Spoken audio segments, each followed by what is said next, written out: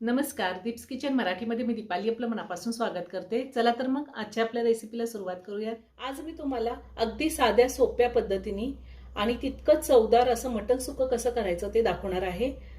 तर त्यासाठी आपल्याला काय साहित्य लागणार आहे ते आपण पाहूयात। मटण सुक्कं करण्यासाठी मी इथे अर्धा किलो मटण घेतले। मटण स्वच्छ धुवून घेतलेलं आहे। 2 मोठे कांदे कट करून घेतले, 2 हिरव्या मिरच्या घेतल्यात, 1 मोठा टोमॅटो कट करून घेतलाय, मुठभर कोथिंबीर घेतलीये, 2 चमचे लिंबाचा रस, 1 इंच आलं, 11 ते 12 लसणाच्या पाकळ्या घेतल्यात। पावडर मसाल्यामध्ये अर्धा चमचा हळद, 1 चमचा बेडगी मिरची पावडर ही कलरसाठी घेतलेली आहे, 1 चमचा मटन मसाला पावडर, 2 चमचे माझा घरगुती कांदा लसूण मसाला आहे, 1 चमचा धने पावडर, चवीनुसार मीठ लागणार आहे आणि आपल्याला तेल लागणार आहे। मी मिक्सरचं भांडं घेतलंय, त्यामध्ये हे कांदे, त्यातच आपल्याला टोमॅटो घालायचा आहे। अगदी साध्या सोप्या पद्धतीने होतं आणि खूप कमी साहित्यात होतं हे मटण सुक्कं। 2 हिरव्या मिरच्या, 1 इंच आलं, लसणाच्या पाकळ्या आणि कोथिंबीर मी थोडी जास्तच घेतली। पाणी न घालताच मी हे वाटण वाटून घेणार आहे। मी वाटण वाटून घेतलेलं आहे। आता हे वाटण आपल्याला मटणामध्ये घालायचंय।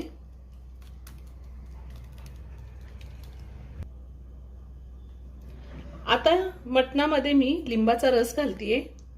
2 चमचे लिंबाचा रस घेतलाय आणि त्यातच आपल्याला पावडर मसाले घालायचे। हळद, धने पावडर, कांदा लसूण मसाला, तिखटाचं प्रमाण तुम्ही तुमच्या आवडीनुसार कमी किंवा जास्त घेऊ शकता, बेडगी मिरची पावडर, मटण मसाला आणि चवीनुसार मीठ घालायचे।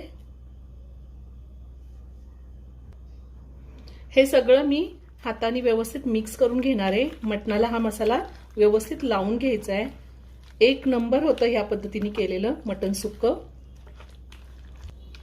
मी सगळा मसाला मटणाला लावून घेतलेला आहे। आता हे मटण मी साधारण 15 मिनिटं झाकून ठेवणार आहे, मॅरिनेट होऊन देणार आहे। 15 मिनिटं झालेली आहेत।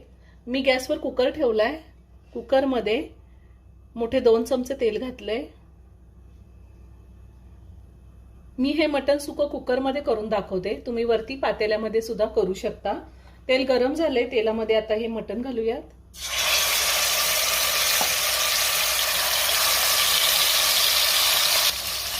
गॅसची फ्लेम हायवर ठेवून मी मटण 5 मिनिटं चांगलं परतून घेणार आहे, म्हणजे आपण जो कांदा टोमॅटोचा कच्चा मसाला घातलेला आहे तोही छान परतून निघेल।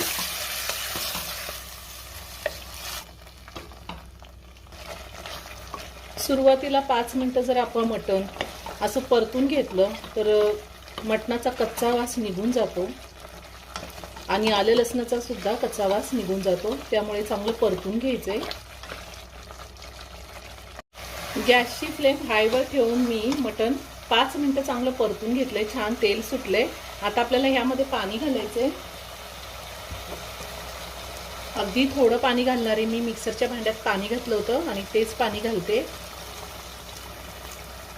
अर्ध्या ग्लासला पण थोडं कमी पाणी घातलेलं आहे मी।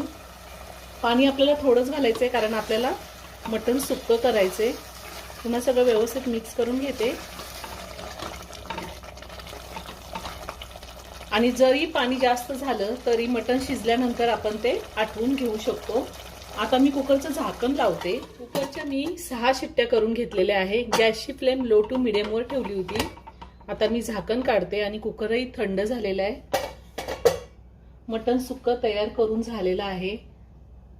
वरतून थोडी कोथिंबीर घालते आणि एका प्लेटमध्ये काढून घेते। तुमच्याकडून जर पाणी जास्त झालं तर तुम्ही झाकण काढल्यानंतर गॅसची फ्लेम हायवर ठेवायची आणि मटण चांगलं परतून घ्यायचंय। खूप छान झालंय। आणि जर तुमच्या कुकरच्या शिट्ट्या लवकर होत असतील तर तुम्ही जास्त शिट्ट्या घेतल्या तरीही चालेल। अगदी साध्या सोप्या पद्धतीने मटण सुक्कं तयार करून झालेलं आहे। खूप छान झालंय। तुम्ही एकदा नक्की करून पहा। व्हिडिओ जर आवडला तर व्हिडिओला लाईक आणि शेअर करायला विसरू नका। रेसिपी आवडली असेल तर कमेंट करून नक्की कळवा।